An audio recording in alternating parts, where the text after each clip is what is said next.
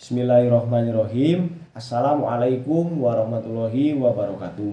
Sebelumnya, perkenalkan, nama saya Muhammad Fadil Mansur dari Prodi PGSD Pendidikan Jasmani kelas 3B dengan nomor induk mahasiswa 2004687. Di sini saya akan menjelaskan mengenai tugas mata kuliah yaitu pertumbuhan, perkembangan, dan belajar gerak tentang prinsip perubahan sepanjang hidup dalam konsep perkembangan dan pertumbuhan. Pada fase ini manusia akan mengalami perubahan. Manusia adalah makhluk yang akan selalu mengalami perubahan dari mereka hidup di fase pertama, yaitu pada masa kandungan ke dewasa sampai mereka tua. Perubahan tersebut biasa terjadi pada manusia itu berupa beberapa aspek. Yang pertama, fisik mereka pasti akan mengalami perubahan, kemudian motorik mereka akan mengalami perubahan.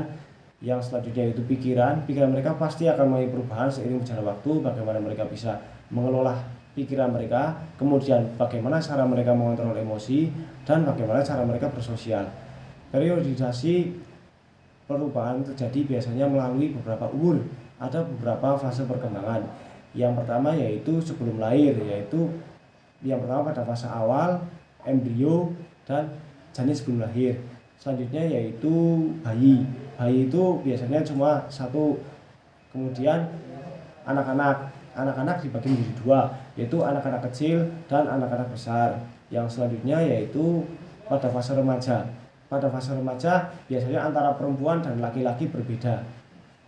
Kalau perempuan itu biasanya ketika umur 10 sampai 18, sedangkan laki-laki dari umur 12 sampai 18. Kemudian yaitu fase yang biasanya yaitu terakhir yaitu dewasa.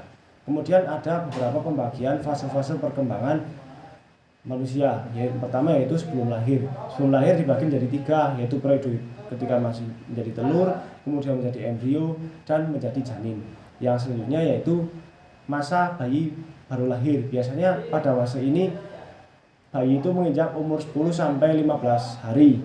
Biasanya pada fase ini terjadi beberapa peristiwa penting seperti masa perkembangan mereka singkat. Kemudian pada masa tersebut mereka menyesuaikan diri terhadap lingkungan yang baru.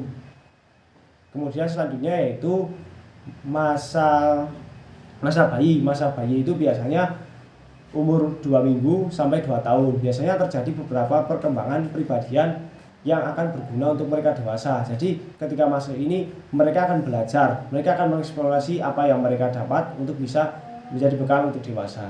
Kemudian selanjutnya yaitu masa balita. Pada masa balita yaitu balita itu bawah 5 tahun. Biasanya umur mereka itu sanggupan 2 sampai 5 tahun. Biasanya pada umur tersebut mereka akan bersiap untuk mendapatkan pendidikan atau prasekolah biasanya di masa kanak-kanak. Selanjutnya yaitu masa kanak-kanak awal. Biasanya mereka mempelajari tentang dasar-dasar perilaku untuk hidup sosial untuk menuju pendidikan selanjutnya yaitu di sekolah dasar. Kemudian masa selanjutnya yaitu masa kanak-kanak akhir yaitu umur 6 sampai 12. Bagaimana mereka sudah mendapatkan pendidikan di sekolah dasar. Mereka itu belajar tentang aspek-aspek sikap.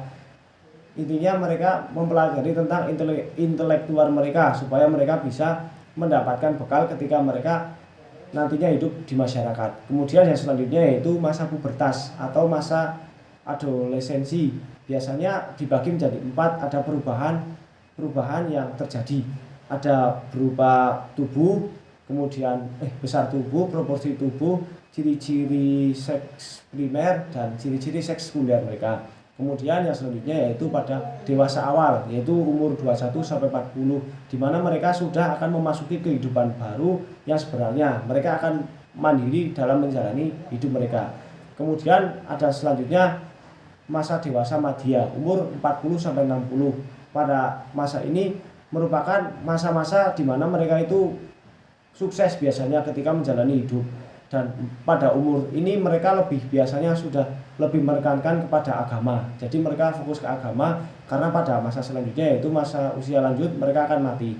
Yang selanjutnya yaitu masa usia lanjut.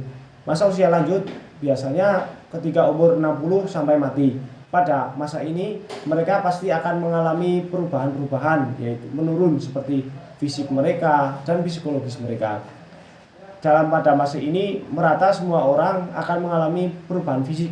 Misal ketika orang yang sudah usianya lanjut, mereka akan sering terkena penyakit seperti contohnya osteoporosis, dan penyakit ini bisa membuat mereka akan mendekatkan ke kematian. Seperti itu. Sekian dari saya. Wassalamualaikum warahmatullahi wabarakatuh.